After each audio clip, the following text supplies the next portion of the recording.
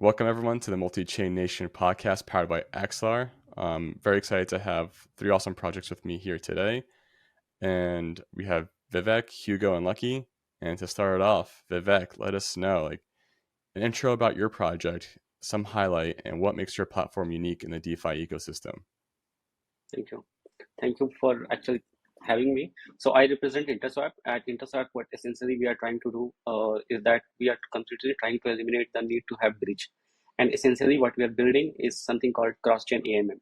The beauty of this cross-chain is that it's bridgeless, which also means that it also tries to mitigate or reduce risk that comes along with the bridging thing, and as a result of which user will now be able to access different options for swapping and also different chains much more accessible. So what essentially where we are heading to, increasing the accessibility, increasing the user experience overall, and also bringing the liquidity aspect, which was initially used to be fragmented, into a common pool.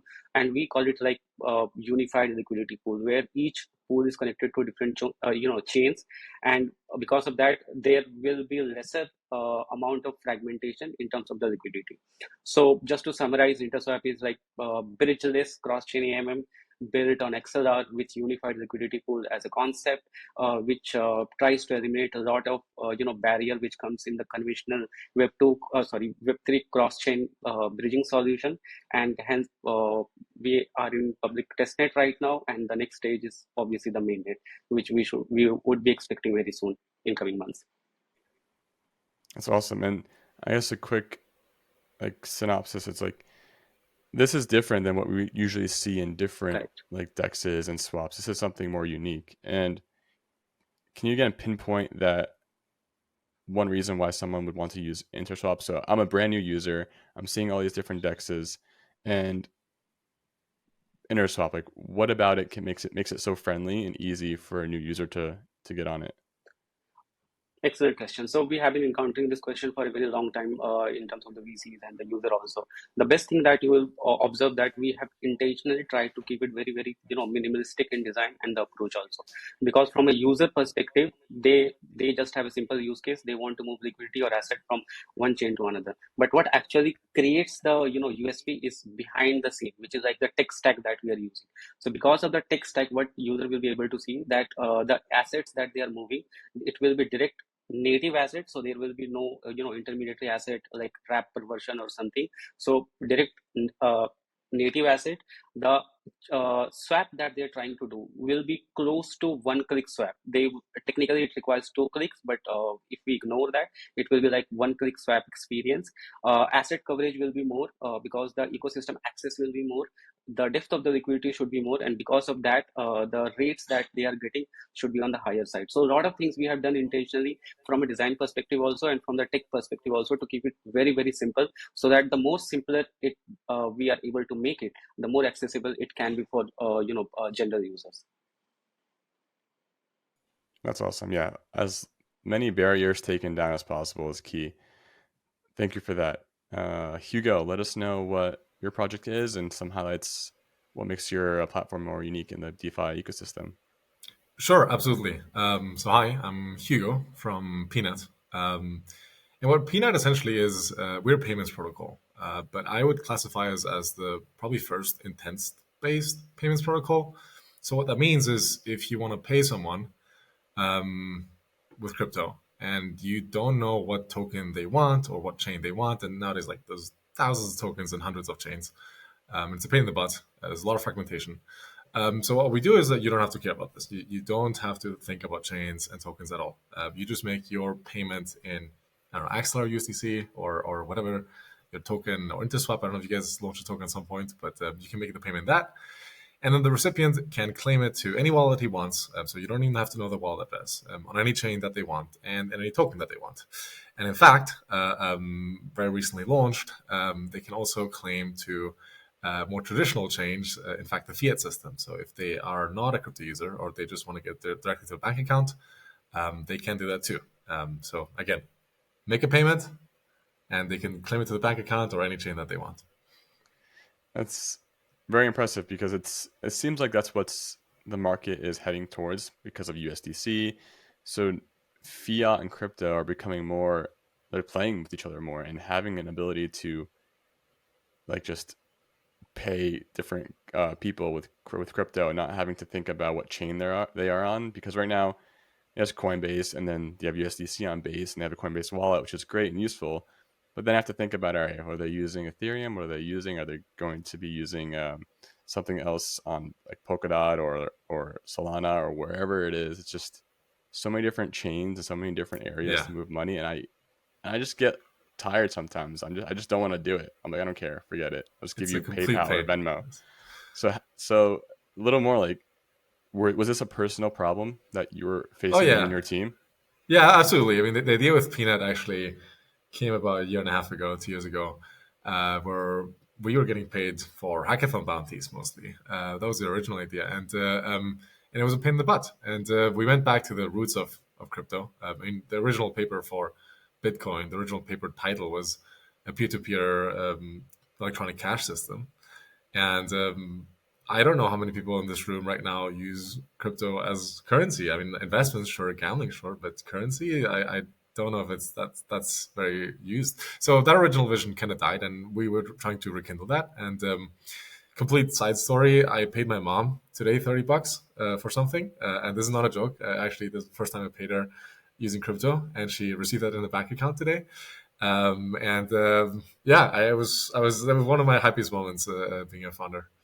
I love it. I love that. And it's such a big problem because we did divert from our mission as a peer-to-peer currency system. Like now it's become a speculative asset and everyone only thinks of it that way. And it's really supposed to solve monetary movement. So I'm looking forward for that and learning more about Peanut. Lucky, let us know about your project and what makes your platform unique in the DeFi ecosystem. Thanks, Rody. Gibble is a P2P trading and analytics platform for pre-market digital assets. It could be pre-token generation, allocations, airdrop points, whitelist. So any asset which is not on chain, we have a collateral escrow-based mechanism which allows users to speculate and trade on these assets on our platform.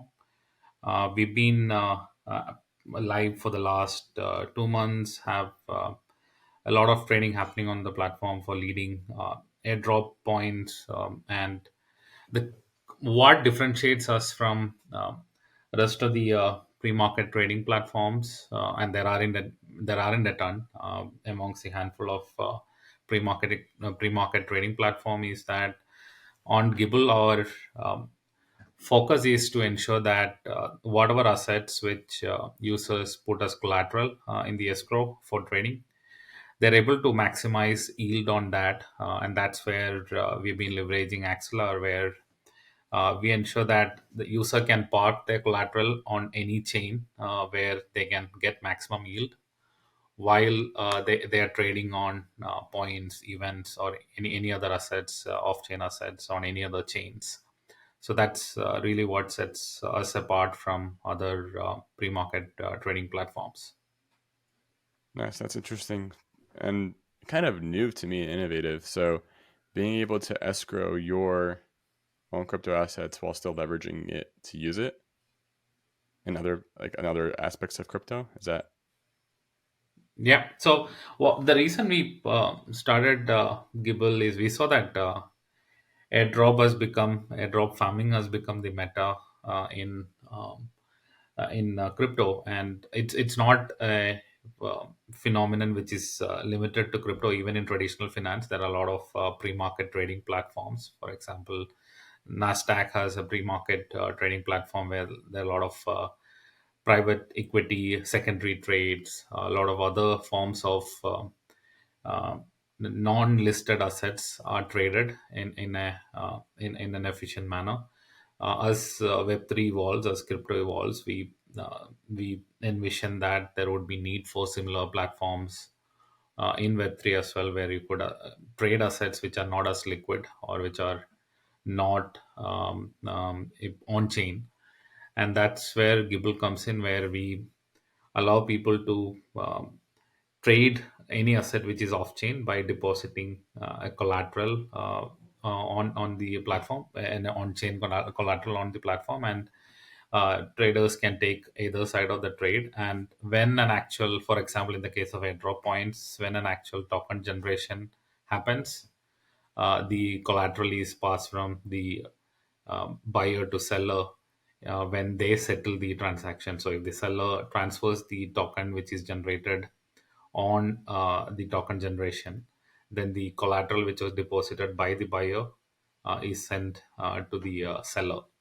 So it allows you to for from an if you're an airdrop farmer, for example, it allows you to generate liquidity for yourself, especially now since projects delay token generation forever. And if you're a buyer and there's a project which you are very optimistic about, but you've missed farming that project from early on, it gives you an opportunity to get in, or kind of reverse the clock and get in early by buying points in the open market. So this is just with points, but you can also do this with whitelist. We are in the process of extending that to predictions. So any off-chain asset where you can basically take a side of the trade by depositing a collateral in escrow, that can be done on Gibble. So making your money make money for you. It's pretty that's pretty awesome. Thank you, Lucky. So Vivek, I definitely, want to learn more about InterSwap and how they're using Axelar. So how is InterSwap leveraging Axelar's cross-chain capabilities to enhance interoperability and user experience across different blockchains? So we are using multiple things from the Axelar offering. So first thing that we are using is called GMP, General Message Passing Capabilities, which basically used to interact with different chains as a source and destination. Second thing that we are working on right now is the same like Express version of the GMP, which is called GMP Express, which will essentially will allow or enable us to make the swap less than 30 seconds. So that is the whole purpose or the whole mechanics behind the GMP Express. So that is the number two that we are working on. That third thing that we plan to use it is something called ITS, interchain token services. So obviously InterSwap will have our own token, and we would be making it like omni-chain across different chains, retaining the same fungibility or the functionalities. For that, ITS will be an important feature or the component to include. So GMP Express, and the ITS as a feature that we intend to use in the InterSwap. Do you feel like it was a breath of fresh air when you saw Axelar offering all these services so that you can bring your idea to life? So, liquidity unification has been a lot of people or the protocols have tried to address the similar, liquidity fragmentation issue. And till at least 2 years back, there was not a very sustainable, way to address this issue. There have been ways to, bridging is just one form of the, thing. But this capability is actually, in terms of the tech wise, in terms of the iteration, we had to do, a lot of iterations. But effectively, once this actually everything falls into the places or the pieces, we really felt very good about ourselves, because that what we had as a vision was being very close to be a reality, and that was not possible maybe 2 years earlier. And this was done because this capability as a exchange, like passing information instead of asset, that gave us a lot of positive mindset, you can say, that yes, we can like make it real. And this actually, after years of effort, maybe months and months of effort, this protocol and this functionality is live actually. Awesome. It's so nice when the stars align like that, because it is just almost timing. When someone else develops something useful and powerful for you to build on top of, it just enhances exponentially the time of development and growth. Awesome. Right. Hugo, let us know, how are you leveraging Axelar's cross-chain capabilities and to enhance interoperability? Yeah, sure. I mean, for us, I think the use case is very obvious. We're trying to deal with fragmentation. There's so many chains everywhere, and I want to send you money, and you don't have to care about the chain. Well, we need some way to move the funds between chains. So this is where Axelar comes in. Axelar is deployed on quite a lot of chains. We're also, I think right now we're at like 30 plus EVM chains or something like that. That's what we support. So yeah, quite essential to us. And yeah, we actually also use Squid under the hood just because of transfer times. So Squid has a nice Squid is building on Axelar, and Squid has a nice. They have liquidity pools on most of the chains, so they actually ensure that your payment arrives in less than 20 seconds. So yeah, for us, that's UX wise very nice. And was Peanut thought of before? Like, just tell me the timeline of when you thought of creating Peanut and when you saw Axelar. So I think Peanut very early on. So we were thinking of using a bridge, but the very first version of Peanut was single chain. So the idea was like, okay, you can send to someone. You don't need to know the address. This is good for onboarding, for example, if someone doesn't have an address yet, or if your friend has many addresses. And we always had the thought of mind like, hey, let's do this cross chain, obviously. But then really the explosion of L2s happened. I think this mostly happened like in the last 12 months. So slightly after Peanut happened, and we had all these L2s pop up, and it's really ridiculous the amount of at ECC now the amount of new layers that I saw is frankly staggering. And so it became really a strong business need, and then well, we got into contact with Squid and the Axelar folks, and it was just a clear fit. That makes sense, and I'm very excited for Squid too because I feel like they're a really good engine on top of XR that other protocols and projects are using. Yep. So that layering is super helpful. And then Lucky, let us know, how is your platform leveraging XR and its cross-chain capabilities, and how's it going to affect user experience? Sure. So, given that we are a trading platform which requires user to put collateral on the platform, deposit collateral in an escrow, and then sometimes the actual event of sale, like for example, if you're buying airdrop points in the open market, the actual settlement of the transaction only happens when the that particular protocol generates their token. So it could be weeks, sometimes months before your trade comes to settlement. So you have all this collateral which is deposited, and for us, one of the primary requirement was that we should be able to provide our users yield, that they should be able to get maximum yield out of whatever assets which they are depositing on the platform. And it's not always possible that the you might be trading points in a particular chain, let's say one of the L2s, but maybe there are better yield opportunities in another L2 or on the mainnet.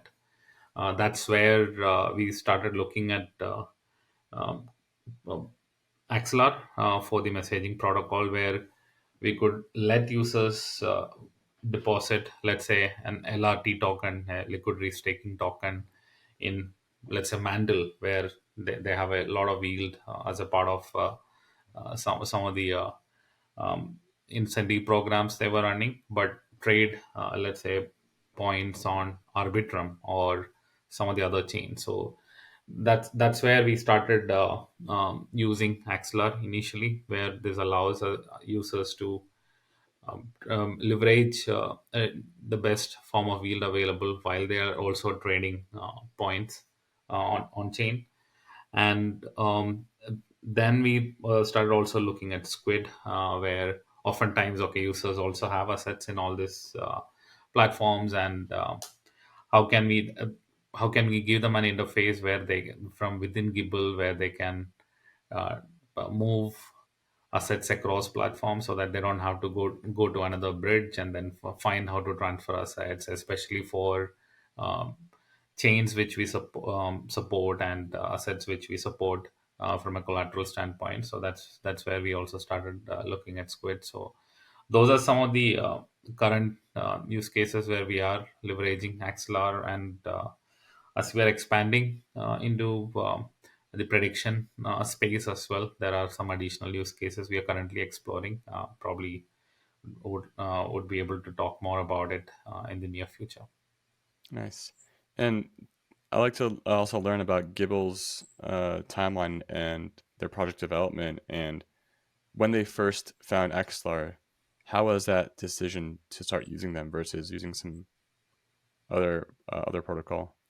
Yeah. So when we so this was the And their cross-chain trading capability was something which we wanted to have from day one. So when we were building Gibble, the initial phase, we looked at all the messaging options available out there, and I think we chose Axelar for two reasons. One, the great ecosystem support which you provide for a project which is in the early days. I think we got a lot of support from day one from Axelar in terms of getting visibility, also developer support and things like that, which we really liked. And the second aspect was in terms of the number of chains which were supported, especially in the EVM space. We felt Axela had better coverage than some of the other options that were available at that point of time. Yeah, it makes sense. It's such a versatile tool to use for your application, your platform. So we're lucky to have that accessible to us. Vivek, now that you're here, what is the future going to look like? Looking ahead, what are the most exciting developments or milestones that you anticipate for your platform and the broader DeFi ecosystem? Based on the experience of building InterSwap or other DeFi protocol in the past, few things that I'm observing that can actually shape the way DeFi specifically will evolve. The first thing I see that abstraction will be a very very important aspect to look into. And when we say abstraction, it's not only about the chain abstraction. We are also talking about the entire user level experience abstraction. So, for example, you use your Gmail account or Google account to log into everywhere, which works with most of the apps. So abstraction from that perspective I'm talking about. Second, if you go that DeFi is going to remain or play a very important role at the heart of the Web3 that we talk about. So we have seen a lot of applications, different categories under the DeFi itself, and we'll see that more DeFi categories will evolve. So, for example, restaking as a concept evolved under the DeFi. ETFs are coming, so implementation or the building use cases on top of that, we might see few use cases around that. We might also see some sort of a real world asset tokenization aspect, and how we can club DeFi with RWA use cases. And the last point I think will be more on the specialization at the infrastructure level. So we are seeing like data availability layer, execution layer, consensus layer, settlement layer. So we'll have more specific like a specialist who will be doing a specific activities under the specifically for the tech aspect. So these are the three key observations I'm really hopeful that I will be observing basically. Nice. And for InterSwap, what is the next milestone other than going to mainnet? What is the milestone after mainnet for InterSwap? From a business perspective, we see a lot of untapped opportunities, specifically in the Cosmos ecosystem. And the good thing is that we already have a support from Axelar in terms of how the interaction would happen. So immediately after launching, we'll try to spend some more time in the ecosystem expansion and moving into the Cosmos ecosystem. So that would be something that would be really working immediately after the mainnet. Awesome. Yeah, that's going to really expand your horizon too. So we're really excited for that. Thank you, Vivek. Hugo, let us know what your future outlook, what exciting developments or milestones that you have, and what you'd expect for the broader DeFi ecosystem. Yeah, sure, absolutely. Well, for the broader DeFi ecosystem, I'm quite excited about EAP 7702 and session keys. I think super quick overview there is like these are some two key pieces of abstraction that are gonna, I think, really reshape a lot of the experience nowadays. Just the UX of Web3. Two very important Lego pieces, and for us specifically at Peanut, I think UX is key for us. So that's by far the most important thing. We really want you to use Peanut and be like, wow, okay, paying was very easy and it was delightful. So this feeling of delight, I think, is very important for us. And so UX, I know this is a word that's being talked about again and again and again and again, but we really, really, really obsessively focus on UX. And so what that looks like is lots of tiny features in the app that we've just recently launched. It looks like consolidating all your payments in one place. It looks like bringing your own wallet. You can pay with your own wallet or the Peanut wallet, wherever you want. And future, hopefully quite soon, we really want to like bring these different, not just L2s, thanks Axelar for that, and not just fiat, but also fiat L2s. So, I mean, we have the global SWIFT network, the banking network. Many people know that. I think you can think of that as kind of like a Ethereum L1, but like for fiat. And then there's a lot of like these payment networks built on top of this, stuff like Visa, MasterCard, stuff like Revolut or Venmo or Cash App. I think you can quite nicely think of these as L2s just in fiat world. And so we want to get to these too. So if you want to pay someone directly to their Cash App from using crypto, or from Venmo to Cash App, or whatever you want, we want to connect those, and that's what we're working towards. That's a wild ride. How do you gauge that your UX is good? I mean, I know you said you use your mom as an example to send money to. I don't know how tech savvy your parents are, but my parents aren't very tech savvy. So if they can use it, that's good UX. No, unfortunately, it was quite disastrous. So I think one of my last 3 tweets, I talked about doing UX experiments with my mom, because right now I'm at my mom's house visiting for a week, and I tried. I just gave it to her, and I was like, yeah, just do it, and it said nothing. And unfortunately, first user test was not good. I talked about that in my tweet. I wrote down a lot of things, and we've improved some of those already. And yeah, that's how my weeks look like. I just user tests with people, and surprisingly, they find some things confusing that I don't. And so it's iteration until we get to the point where like someone uses it and they're like, wow, this is smooth and polished. I love it. That's exactly it. Just the iterations and iterations. Keep it going. I love it. Thank you, Hugo. Luckyu, let us know your future development, what your milestones you anticipate, and the expectations for the broader DeFi ecosystem. So from a Gibble roadmap standpoint, we've been live with the airdrop points trading for a couple of months right now. Have seen some great traction in the early days. So we really focused on fine tuning the user experience from that standpoint. We're also listing new kinds of assets, for example, NFT whitelist and other form of pre-market assets as we speak. In addition to that, we are also expanding into the prediction market space. It's a very similar, the underlying mechanism is very similar. You have collateral deposited in escrow, and then you are taking one or the other side of an event. It's similar to taking one or the other side of a trade with collateral.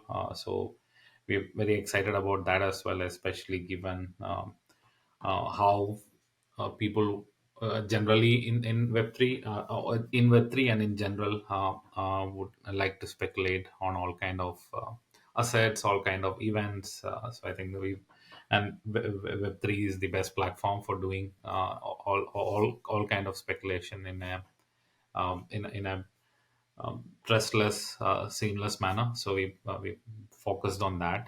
From a broader DeFi ecosystem standpoint, I think I'm excited with newer projects launching, more assets coming into the space, and with more assets, we want to also provide more opportunities for DeFi protocols to generate liquidity for their early users, even if it is not on chain. And we also want to improvise on the efficiency of the collateral, how users can gain more yield, how they can, in some ways, leverage their collateral to do more trades, do more speculation, so that they can make their money, make more money in multiple ways. So that's really where we are focused on. Yeah, it sounds like Gibble is a very advanced trader platform, right? It's not. I guess my question is more like, when you design UX and you design your platform, how do you keep that in mind? Where making it simple, but providing the correct tools to make it as advanced as possible, and also as seamless and transparent. Yeah. So yes, Gibble is we our current focus primarily is for native Web3 users, so who has some understanding of Web3 and have used other protocols in the past. So it does make our job easier compared to I think what Peanut or to an extent I think InterSwap needs to do, and I think that's what we also need to bring in more users. So we'll probably use protocols like Peanut and InterSwap as feeders for new users coming into using more advanced tools in Web3. But irrespective, I think UX is very critical. We've already gone through a couple of iterations from a UX standpoint in a very short span of time. But our current focus really is to also what we found is most users, especially when it comes to any form of speculation, it's something which they want to do on the move, on the go. So from their smartphone devices, rather than if you want to enter a trade, you want to enter it the moment the idea for the trade occurs for you, and and that time you don't necessarily be in front of a PC or a laptop. So how do we make it available on smaller devices, or especially the phone? And then also, how do we also make it available on other platforms where users are already on, whether it's on Farcaster or Twitter, any platforms where they might get that initial trade idea? That can Are there mechanisms which we can create which would allow them to place that trade then and there? So those are all aspects which we are excited about and plan to build in the near future. Nice. Thank you. It's super exciting to see how all three of you are really leveraging Axelar to power your platform, your app, your protocol. It's amazing that blockchain offers this with a trustless, transparent, open source protocol area. Like you can really build on top of things that you want to quickly and develop fast. And I just want to say a big thank you for all three of you: Vivek from InterSwap, Hugo from Peanut, and Luckyu from Gibble. You all have amazing paths ahead of you, and we're excited to see you develop. Thank you so much for joining me on this Multichain Nation podcast.